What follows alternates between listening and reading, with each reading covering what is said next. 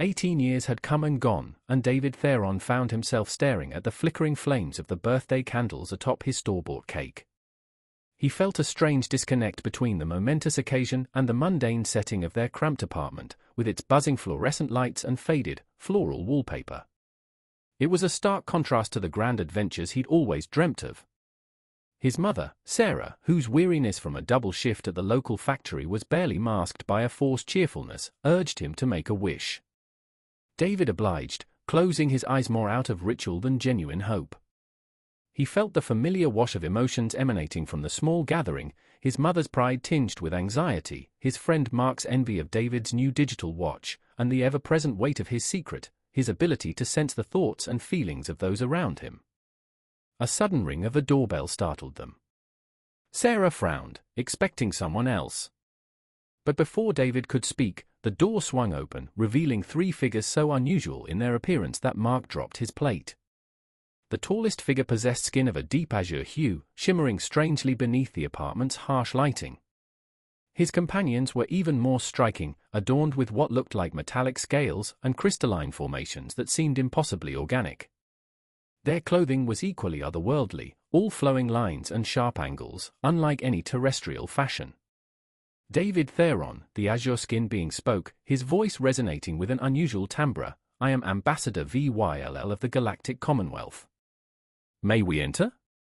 David's empathic ability surged, overwhelmed by the ambassador's resolve, urgency, and a subtle undercurrent of apprehension. His mother's shock was palpable, but David managed a nod. The alien delegation glided into the small living room, making it feel even smaller. Ambassador VYLL produced a holographic document, shimmering with alien script. 18 Earth years ago, your grandfather, Joseph Theron, rendered aid to Emperor Rex during initial contact. In gratitude, the Emperor established a succession agreement. VYLL's gaze fixed on David. With the Emperor's recent demise and the absence of a direct heir, you are now legally entitled to the Imperial throne and the union of Queen Lyra. Mark choked on a mouthful of cake, and Sarah gripped the kitchen counter for support. David, however, focused on the undeniable truth radiating from the ambassador. This impossible situation was real. "This is unexpected," Sarah finally stammered. "David's just a young man. He can't." "The agreement is binding," one of the scaled beings interjected. "The Queen awaits aboard our vessel in orbit. We must leave immediately." David's thoughts raced. His grandfather had vanished when David was an infant, leaving behind enigmatic letters about a destined future, letters everyone had dismissed as the ramblings of a troubled mind. "I need a moment," David said, surprised by the steadiness of his own voice. The aliens, though visibly impatient, conceded. In his small bedroom, David hastily packed a bag, while his mother hovered anxiously in the doorway. "David, you can't be serious about this," she pleaded. He turned to her, sensing her tumultuous emotions. "Mom, remember how I always seem to know things about people? That lucky guesses that weren't really guesses?" Her eyes widened.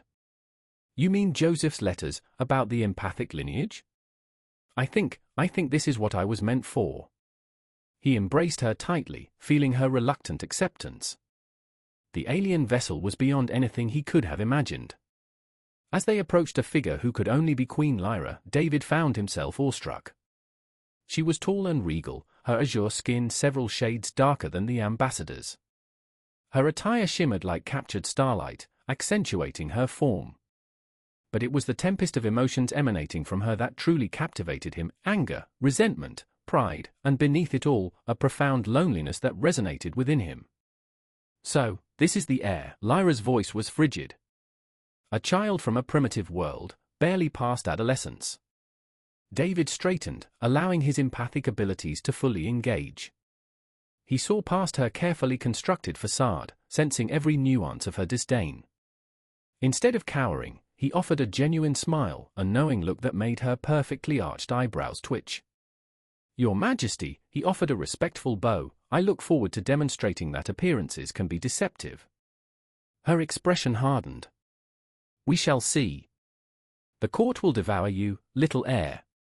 "Then it's fortunate I have a healthy appetite." David met her gaze unflinchingly, and for a fleeting moment, he sensed something other than contempt in her emotional landscape. The journey to the Imperial Palace was a whirlwind of information overload. Daniel absorbed everything Ambassador Vix told him about the Imperium's powerful families, recent political conflicts, and the labyrinthine court etiquette. But even more valuable were the unspoken dynamics he gleaned from his escorts, the simmering rivalries, hidden agendas, and personal dramas that no official briefing could ever capture. The palace itself was breathtaking, a sprawling structure built upon a massive artificial ring world, its spires seeming to graze the star-dusted void. As they passed through halls of breathtaking architecture, Daniel noted the whispers and stares of the courtiers, their emotions a vibrant tapestry of curiosity, disdain, calculation, and, in the case of several noble women, a rather intense interest. Queen Elira, gliding ahead with effortless grace, finally addressed him without turning back.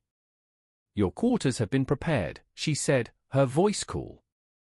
"Try not to disgrace yourself at tomorrow's formal presentation." Daniel watched her go, already formulating his own plans. She expected him to fail, to confirm her prejudices about this primitive child. He intended to prove her wrong, to show them all why his grandfather had chosen him for this destiny. He smiled, sensing the complex web of relationships and desires all around him. The game had begun. His assigned quarters were palatial, making his small apartment back home seem like a storage closet. Alien servants unpacked his meager belongings as he stood before a viewport showcasing the breathtaking curve of the ring world. A soft chime announced a visitor. A young woman with light blue skin, dressed in formal court attire, entered. "Lord Thorn," she curtsied gracefully, "I am Lady Nora, assigned to assist you in acclimating to court life." Her emotions were an intriguing mix of genuine curiosity, carefully controlled attraction, and professional determination. Daniel, making a mental note of her reaction to his attentive gaze, offered a disarming smile. "Please, call me Daniel," he said, gesturing for her to sit. "I have a feeling I'll need all the allies I can get in this place." "That's unusually direct for court," she replied, a faint purple blush coloring her cheeks. Yet her aura brightened with approval. "Though perhaps Earth customs are different." "Very different," Daniel leaned forward conspiratorially. "For example, on Earth, when someone wants to assess a potential threat while simultaneously considering their personal interests, they tend to be more subtle about it." Nora's eyes widened. That's not." "Don't worry," he reassured her with a smile. "I appreciate honesty, even the unintended kind. Now, shall we discuss what I need to know to survive tomorrow?" Over the next hour, Nora proved a valuable resource, briefing him not only on protocols but also on the key players he would encounter.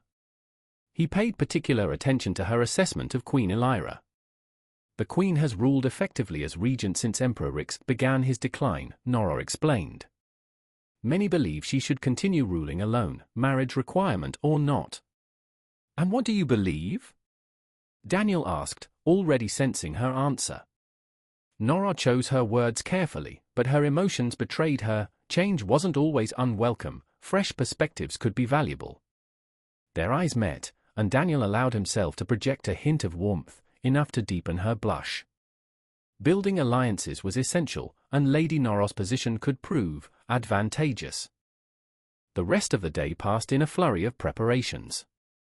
Daniel memorized names, practiced ceremonial gestures, and was fitted for court attire that felt impossibly light yet radiated an almost tangible power. That night, standing alone in his quarters, he finally allowed himself to feel the full weight of his situation.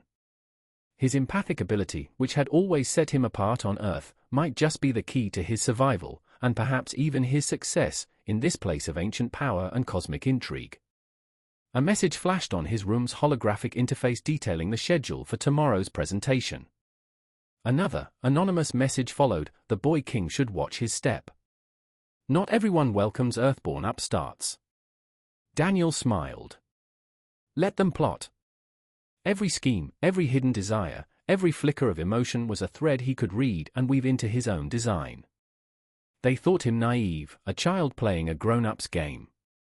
He would show them what a reader could do. He looked out at the star field beyond his window, his thoughts turning to Queen Elira and her barely concealed contempt. She was the key to everything. Proud, powerful, and far more vulnerable than she knew. The court might be a maze of deadly intrigue, but Daniel had always been good at reading between the lines. The morning of the presentation dawned with a flurry of activity. Daniel adjusted his formal attire, woven from shimmering crystalline threads and dark, iridescent material. As he prepared, his reader sense picked up the approaching emotions of curiosity and a distinct undercurrent of desire. Lady Myra, daughter of House Vection, entered his chambers without announcement, her silvery-blue skin seeming to glow in the soft light. Her court dress was daring, leaving little to the imagination.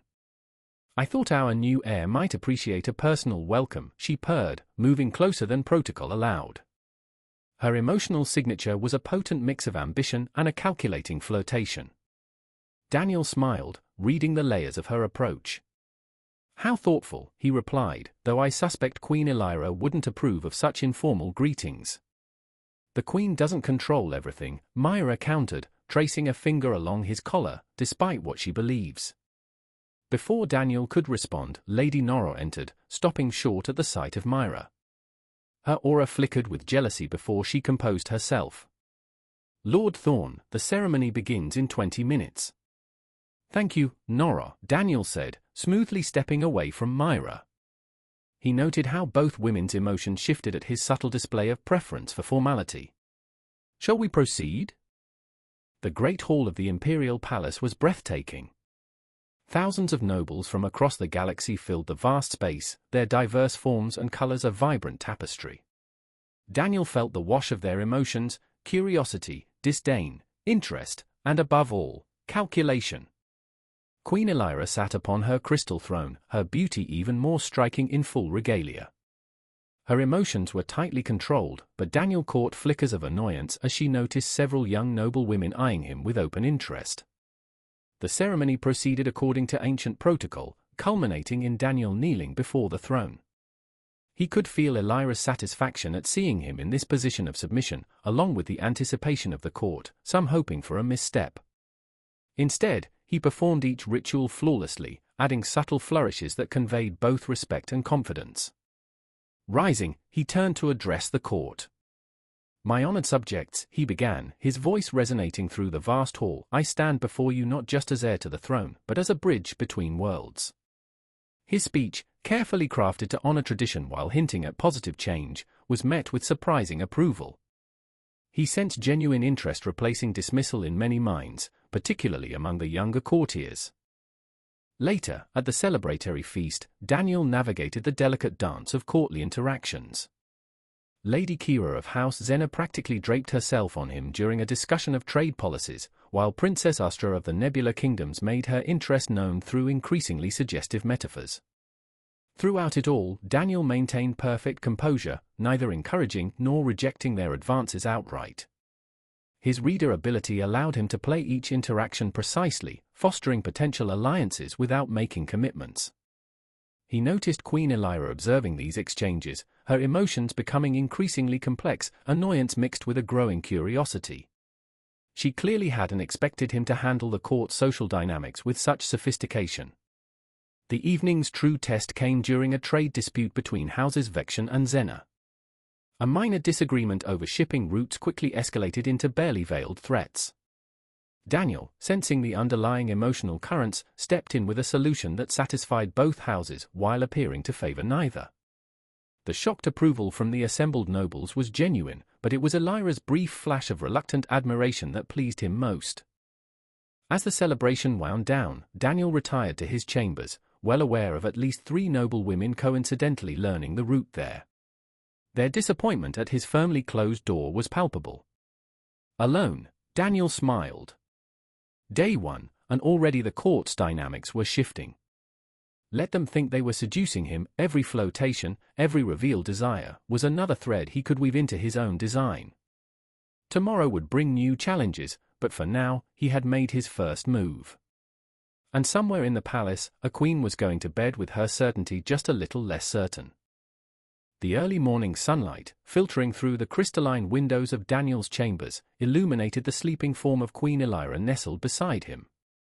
He watched her for a moment, tracing the gentle curve of her cheekbone, his reader sense attuned to the peaceful rhythm of her emotions. A sudden spike of irritation jolted him. The door slid open, revealing Queen Elira, fully dressed and holding a datapad. Her eyes widened, taking in the scene: Daniel, bare-chested, and Lady Myra, still asleep and barely covered by the silken sheets. "Your Majesty," Daniel greeted calmly, making no attempt to hide the situation. "To what do I owe this honor?" Elira's voice was glacial.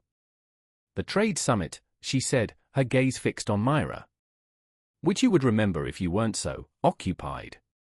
"I assure you, my queen," Daniel replied smoothly, "I am never too occupied to serve the Imperium." He could feel the conflicting emotion swirling within her: jealousy, anger, and a deeper, more complex feeling she quickly suppressed.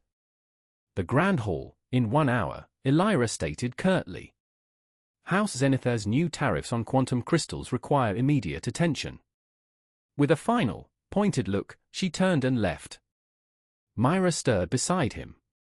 "Was that?" "Go back to sleep," Daniel murmured, already formulating his strategy for the upcoming meeting. Elira's walls were cracking, and he intended to exploit every fissure. The following weeks saw Daniel consolidate his power base. He used his reader ability to turn potential rivals into allies, offering genuine assistance and demonstrating an uncanny understanding of their motivations. Lady Nora's network of informants proved invaluable, as did Princess Astra's extensive trade connections. Even Lady Kira, whose nightly visits to Daniel's chambers were now the subject of much court gossip, provided crucial intelligence on her house's military capabilities.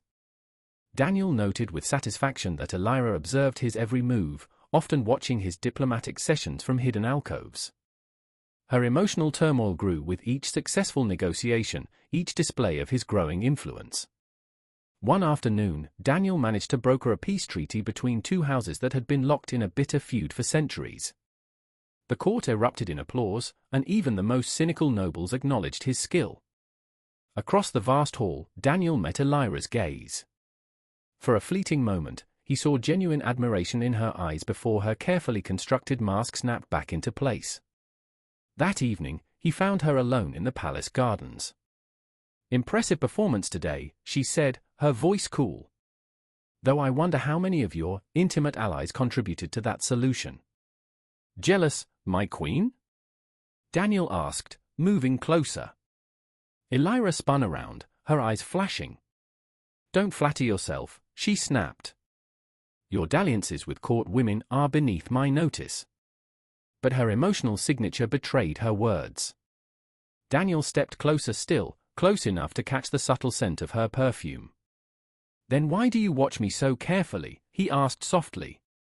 "Why track my every move, every meeting, every visitor?" "I monitor all potential threats," Elira retorted, but she didn't step back. "Is that what I am to you? A threat?" Daniel reached out, gently brushing a strand of hair from her face. Her skin was cool to the touch, but her aura blazed with suppressed emotion. For a moment, the air crackled with unspoken desires. Then she pulled away, her composure restored.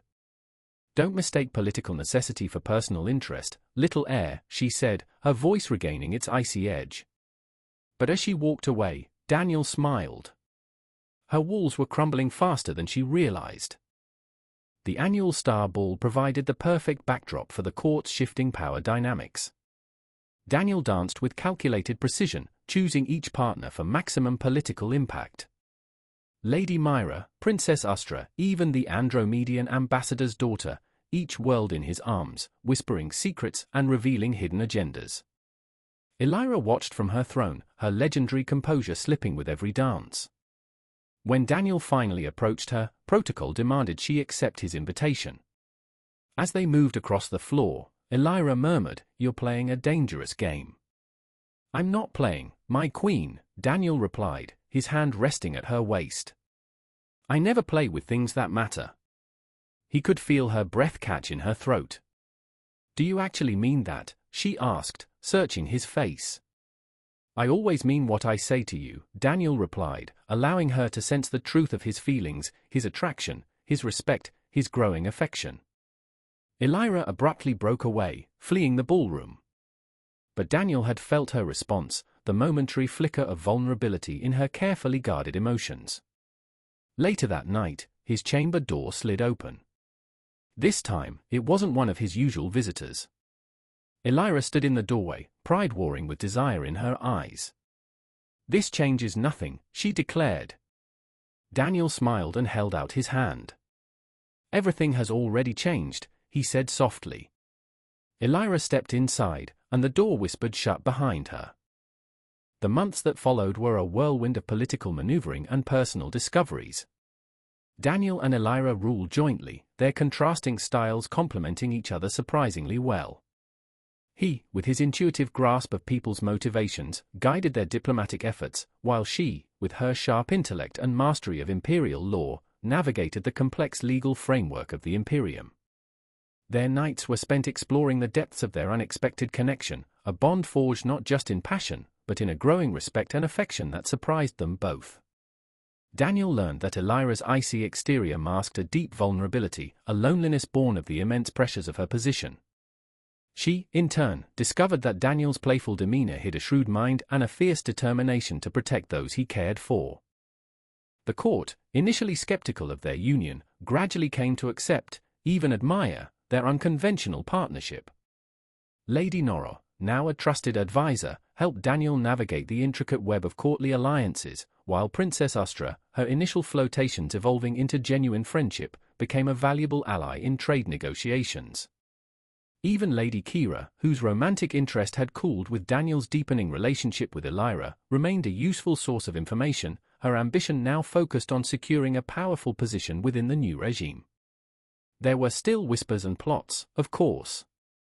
Lord Vection, his daughter's advances rebuffed, continued to harbor resentment, watching for any opportunity to undermine Daniel's authority. But Daniel, with his reader ability, was always one step ahead, anticipating and neutralizing their schemes before they could take root. One evening, as they sat together in Elira's private observatory, gazing at the swirling nebulae painted across the viewport, she turned to him, a thoughtful expression on her face. "You know," she said, "I never thought I would find a partner, let alone one from such a different world." Daniel took her hand, his thumb gently stroking her palm. "Neither did I," he replied, "but I'm grateful every day that fate, or perhaps my grandfather, had other plans." Elira leaned her head against his shoulder. "I still don't understand how you do it," she murmured, "how you see into people's minds, their hearts." Daniel smiled. "It's not magic, Elira.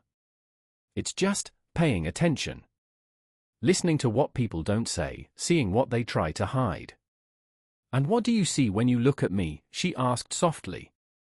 Daniel turned to face her, his gaze holding hers. "I see a strong, intelligent, fiercely independent woman," he said, "a woman who carries the weight of an empire on her shoulders, yet still finds the strength to love, to trust." Elira's eyes shimmered with unshed tears. "You see too much," she whispered, but her voice held no resentment, only a deep affection. He gently cupped her face in his hands. "Perhaps," he said, "but I wouldn't have it any other way." He kissed her then, a kiss that spoke not of conquest or manipulation, but of shared dreams and a future built on mutual respect and unwavering love. Their reign was marked by prosperity and innovation. Daniel's ability to understand the needs and desires of his people, coupled with Elira's strategic brilliance, led to groundbreaking reforms in trade, technology, and social justice. The Imperium, once fractured by internal conflicts, began to unite under their leadership, a beacon of progress and stability in a galaxy teeming with uncertainty. Their love story became a legend, whispered among the stars, a testament to the power of understanding to bridge even the widest of divides. Years later, as they stood together on the balcony of the Imperial Palace, watching their two young children chase holographic butterflies through the palace gardens, Elira turned to Daniel, a soft smile gracing her lips. "You know," she said, "they say that every great leader needs a strong partner." Daniel chuckled, pulling her close. "And what do they say about a leader who marries his own empire?" Elira laughed, a sound of pure joy that echoed through the palace halls. They say, she replied, her eye sparkling with mischief, that he's the luckiest man in the galaxy.